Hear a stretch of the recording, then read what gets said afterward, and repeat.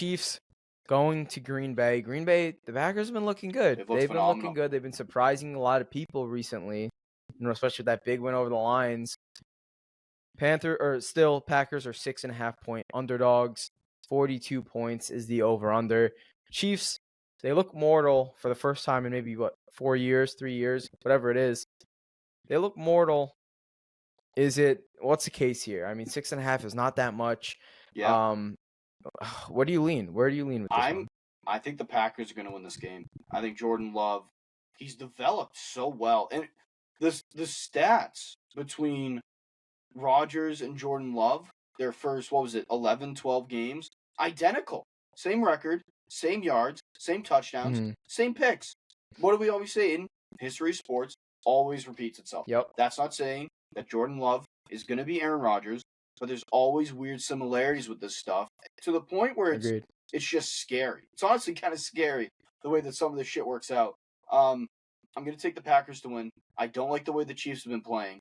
I think the Chiefs have become boring isn't the right word. Stale. The offense has become a bit stale. You know what Mahomes is going to do. You know what Kelce is going to do. You know that Reed's going to call up some good plays. But at some point, I don't want to say lack of talent. No, it is lack of talent. Regardless of having a pretty good running back group and Mahomes and Kelce, the receiver room is just so bad. It is so bad. There's no one that you can rely on to have a big game. No one. I mean, sure, one guy can pop off in 1 week and have a pretty good game and maybe seem like he can step up and take that role. Just no one in that group's good enough. They're, as you just said, they're mortal. They're really here's a hot take. Not even a hot take, I think it's correct. They're going to lose their first playoff game this year. They're not going to win their first playoff game. I don't see it.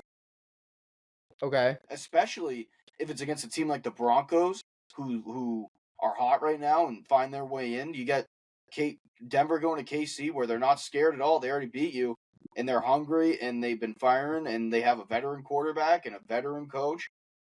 I think the Chiefs are screwed this year. I don't see them winning a playoff game. Okay, so off that, I think the playoff thing is I disagree on the playoff thing, but it's mainly because of this. I think what they're trying to do is they're trying to use this regular season knowing that, they'll be fine even if they lose 4 or 5 games. If they get in, I think they'll be fine. I think that the main thing to look at here is the way I think of it is they are trying to do everything they could do to win without using Kelce and just using their other receivers, building them up, building chemistry, trying different ways to win because they've been trying to save Kelce for the playoffs. We haven't seen any, insane Kelce games like we saw almost 1 or 2 where he's looked like phenomenal. Yeah. Oh yeah, and we saw 3, 4, 5 of those last year in the regular season. 6 or 7. Yeah, he was so good. I mean, not that he's not been good. I think it's just genuinely been. They want to keep him healthy. They know he's getting older. They know, he had a little bit of an injury earlier in the year.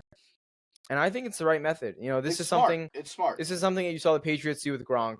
When we were a well-oiled machine for a while there with Brady. And I think it's a great thing. I was so happy the Pats were doing it. I'll give up 1 or 2 regular season games to have a healthy Gronk in the playoffs. Because whenever we had a healthy Gronk and Edelman in the playoffs, at times we looked unstoppable. And when we didn't, it looked like it was 3 and out almost every time. So I think if I had to lean one way, I think the Chiefs will be fine in the playoffs because I think if they need to force feed Kelce, they can. And no matter who's on them, if it's 2, 3 people, or if it's the best corner in the fucking league, I think Kelce will find the way to go for, a buck 10 to a buck 50 and 2 touchdowns up to 3 if he needs. Like, they're just that good of a combo. And I think, it's just like the Brady Gronk thing. They were able to do what they needed to do at different moments, regardless of the coverage, the situation, as long as they were healthy. So I mean, I hear you. What you're saying is true. It's all correct. None of it is wrong. I think they're due for a first round playoff loss. I don't think they've never had that with Mahomes, had they? They've never lost in the first round. They've never lost their first playoff game. Nope. They're due for it. They're so due for it. It doesn't happen. It does not happen this many years in a row that you make the playoffs this many times and you just don't lose at all. The Pats used to do it. between Super Bowls, they lost to the Ravens a couple of times. They lost to Peyton a couple of times early in the playoffs. Not even like Yeah. AFC Championship. They lost in like the divisional round. I think they're due for it. I'm not saying Kelce's fallen off. He's lost a step. He hasn't fallen off. He's lost a step. He's not the same guy. He's still effective as hell and the best tight end in the league. But last year, he was the best weapon in the league. Not just the best tight end. He's probably the best weapon in terms of receiving, tight ends, receivers, whatever you want to say. Last year, I would have put him ahead of guys like Jefferson and Tyreek in terms of value to their teams. Not this year. I think he's lost just a tiny bit of a step. Yeah, and the other thing I want to mention is this Chiefs defense has been able to pick up this offense. Yes. Which is something that, Mahomes fans will never admit, that this defense is actually not bad. It's the best part of the team. It's the best part of the team. Yeah, it's not bad. I mean, all I remember hearing about Brady is, holy shit, he got carried. He was this. Right. He was this. He was this. Listen up, all right? Everyone gets their help. Don't give me this BS. This Chiefs team, this Chiefs unit is top 3 this year. They are a top 3 unit, and it varies week to week, but they've looked like a number 1 unit for good parts of the season. So don't give me this. He doesn't get any help. He only has Kelce. Okay. He's got Pacheco, which is a serviceable running back, and not much else. There were times where Brady was thrown to Edelman. We had nobody else on the field to help us, and hurt Gronk. A running back that was going to be on the team for another week and then get cut, like a Jonas Gray, whatever it is. There are so many similarities in terms of what Brady and what Mahomes have. You just can't keep a great receiver with a great tight end, multiple receivers, whatever it is. You can't keep it. You see with the Bengals now, they can't keep T and Jamar, and that's just, that's 2 receivers, no tight end. So it happens. It's how football works. You can't pay everyone. So it's going to be interesting to see. I don't want to hear any excuses for Mahomes, because whenever there were excuses for Brady, it was always a counter excuse to cover why he's still the luckiest player of all time. Don't give me that. I don't want to hear it. There's a top 3 unit there. We've got to the point where, I mean, even when you look at like other great quarterbacks outside of Tom, you look at a guy like Elway, you look at a guy like Montana, you look at a guy like Peyton, you look at a guy like Marino. All of their teams had certain advantages and they all had disadvantages. And at the end of the day, they kind of even out. So, I mean, I'm with you. The perfect example of that is, and what was it, a 3-year span, I believe? Payne went from having the best offense maybe ever, from one of the best offenses ever, best offense of all time, one of the worst defenses, and then they had like a bottom 5D, exactly. And then all of a sudden Super Bowl 50, you have the best defense in the league, and that's the reason you win the championship. So I agree, it kind of all evens out.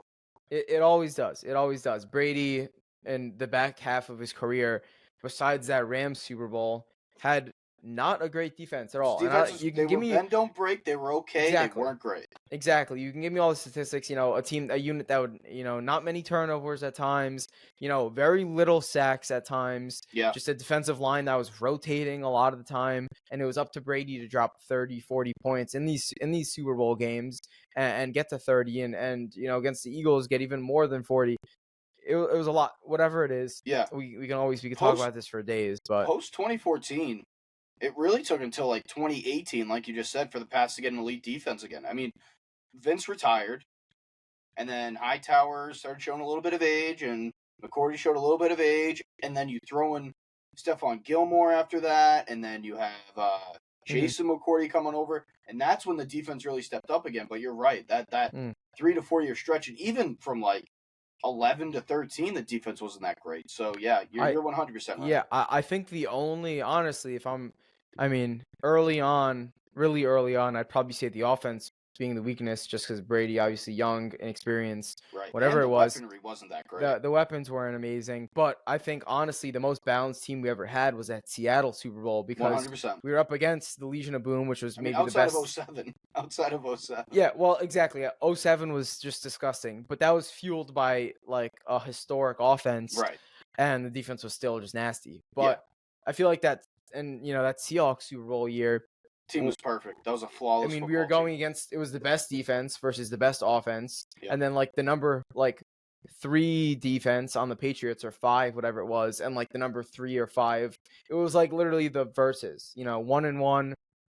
5-5, whatever unit wise, and it was such a good game. That's honestly probably the best Super Bowl I've ever seen in my lifetime. Probably the best Super Bowl we'll ever see. Yeah, 100%. and great matchup. All right, well, Chiefs Packers. Give me your pair. Who do you think's gonna win this one? Taking the Packers. Especially with those points. So that's an insane amount of points for how good the Packers have looked, and how I'm not trying to shit on the Chiefs. Saying that they're gonna lose in the playoffs isn't saying they're bad. They're still a great team. I just don't see them winning that much in the playoffs this year. But this week, I got them losing to the Packers. Yeah, I think it's an interesting game. I really do. This is a tough one. This is probably the toughest one for me to pick this week for sure. I think the Packers could win this game. You know, I could definitely see that happening, as you think it will happen. But on the other side, I just look back at it, and I don't want to be the guy that got too anti-Chief to realize that they're still going to be the Chiefs. And so I think you know, when the offense looks bad, I think the next week they could drop 40. Whatever it is, a lot to worry about, obviously, with this, you know, playoff wise. Mm-hmm. Give me the Chiefs though in this week. Definitely a take game. Honestly, this could be tipsy bowl. And then the over here might be interesting as well. 42. Yeah. You know, Packers can score at times. Chiefs. I think the under hits. I think it's a defensive game. I think it's a very defensive game. Tipsy bowl of the week.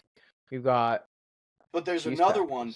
I know that there's another one that might be really interesting for Tipsy Bowl of the week. What do you got? Well, I'm pretty high on Denver right now. As you know, I got a soft spot for Denver, given Peyton's great time there, and I enjoyed watching it. And I know that you're a big Texans fan. So, I don't know, maybe a parlay Tipsy Bowl of the week. I take Broncos and Packers. You take Texans and Chiefs. Let's do it. I'm in. I like that. I love that. I like that a lot. And we're going to touch on the Broncos in a second. But